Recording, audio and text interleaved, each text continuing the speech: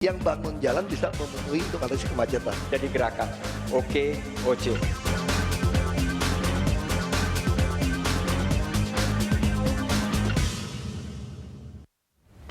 Terima kasih masih bersama Lansok pemirsa yang siang ini membahas debat Cagup DKI di mata netizen. Dan masih bersama kedua narasumber kami di studio, kami juga mengundang Anda nanti melalui saluran telepon yang nomornya sudah tertera di layar kaca Anda. Kita kembali ke Mbak Fani dan Mas Heru.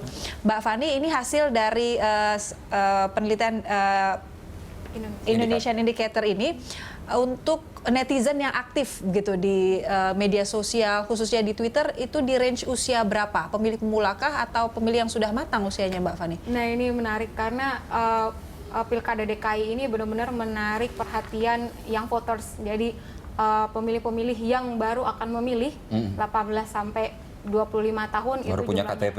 Ya, jumlahnya itu 33%. Itu bisa lebih semangat ya. Dan 26 sampai 35 itu jumlahnya 40%. Jadi untuk rentang usia 18 sampai 35 saja udah melebihi dari 50%. Nah, perhatian netizen pemuda-pemudi ini benar-benar menjadi sebuah fenomena baru bahwa kepedulian mereka terhadap konteks-konteks politik dan bagaimana dinamika politik di negeri ini benar-benar terlihat ketika di Pilgub DKI ini. Seperti Ya. Mas Heru, terlibatnya banyak terlibatnya para yang voters ini ya. Ini akan menjadi indikator juga bahwa mereka juga akan memilih langsung atau hanya aktif saja di media sosial? Ya, betapapun semua media bagi yang voters ini, pemilih pemula terutama gitu, mereka mendapatkan semua informasi gitu ya. Karena ini kan pengalaman yang mungkin bagi mereka ini seperti apa sih memilih, siapa sih benar-benar calon gitu kan. Ini kan menjadi satu referensi gitu. Walaupun di samping itu kan tentu juga dalam hal memilih itu kan ada di banyak keluarga itu juga ada keputusan keluarga gitu kadang-kadang seperti itu ya. Tapi paling tidak mereka juga punya satu keinginan untuk meramaikan gitu. Cuma memang media-medianya ini agak berbeda gitu ya.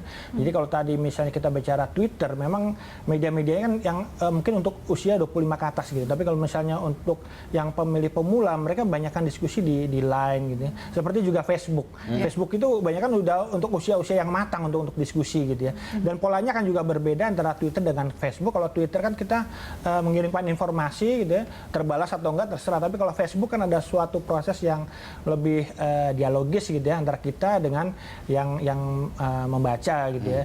Dan mungkin kalau pemilih pemula itu ya agak susah kalau misalnya mereka masuk ke Facebook karena agak berat gitu ya. Kan generasi milenial ini juga agak-agak pengennya yang santai, yang oke saya milih ini ya udah terserah saya mau milih apa gitu kan dengan berbagai pertimbangan gitu. Tapi apapun itu mereka yang mungkin di Facebook atau di sosial media lainnya, tapi tetap pengaruh keluarga, lingkungan itu kemudian menjadi pengaruh utama ya, bahwa mereka belum tentu memilih apa yang mereka sukai di sosial media misalnya.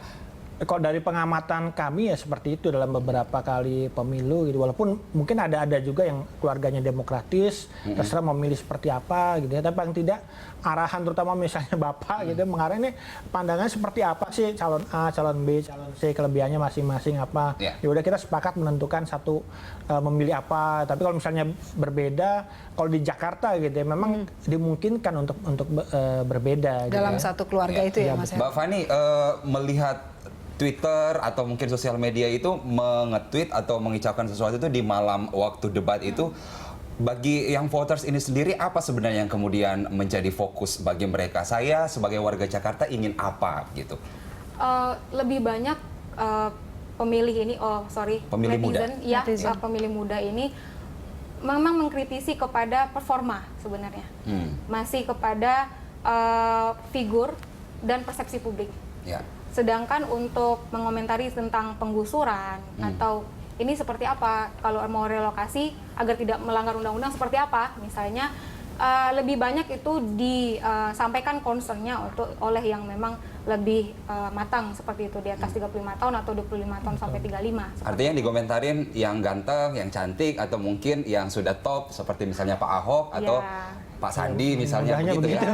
Tipikal yang begitu ya. Tipikalnya ada misalnya Pak Sandi disandingkan dengan artis Korea misalnya seperti itu juga muncul di Twitter. Jadi banyak dimensinya memang di Twitter ini. Jadi akan tetapi memang benar yang disampaikan oleh Pak Heru bahwa pemilih ini melihat lebih kepada psikologis dan sosiologisnya. Jadi mereka melihat ini apakah baik secara penampilannya, komunikasi publiknya, persepsinya gitu. Belum kepada program. Isi program. Iya, jadi lucu nggak lucunya, nari apa enggak? Nah, itu menjadi lebih banyak.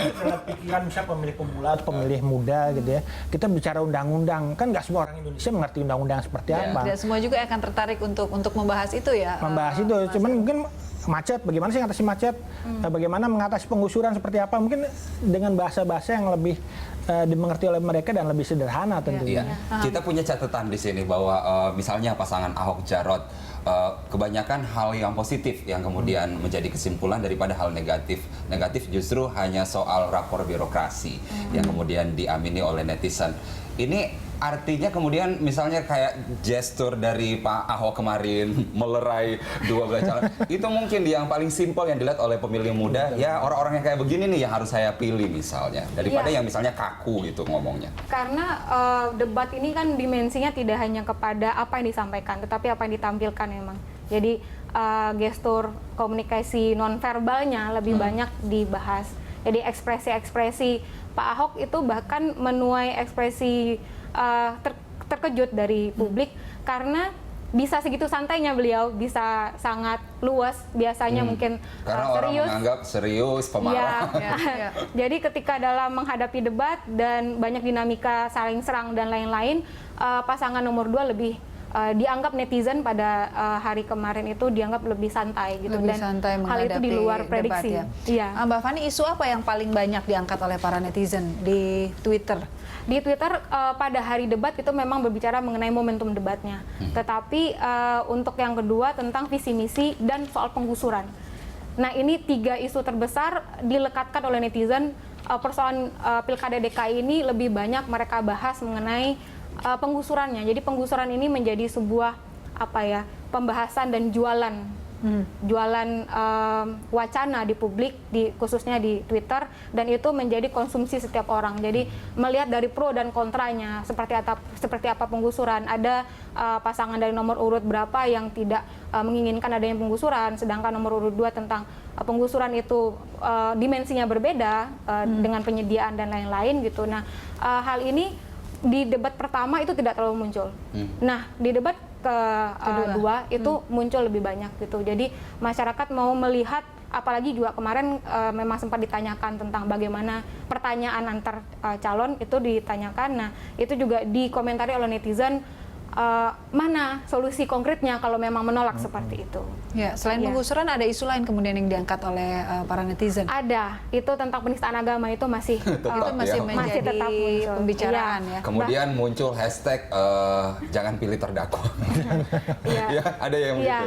Bahkan itu mengalahkan isu mengenai banjir dan transportasi. Nah, ini yang dari yang kita analisis dari tim kita, bahwa pembahasan ini tidak kalau 2012 misalnya, mungkin orang publik menanyakan bagaimana agar tidak macet, bagaimana agar tidak banjir. Nah, sekarang macet dan banjir udah berkurang. Sudah tidak menjadi pembicaraan lagi. Dan itu tidak mencari pembicaraan, bahkan ada solusi LRT, penambahan trayek dan lain-lain gitu.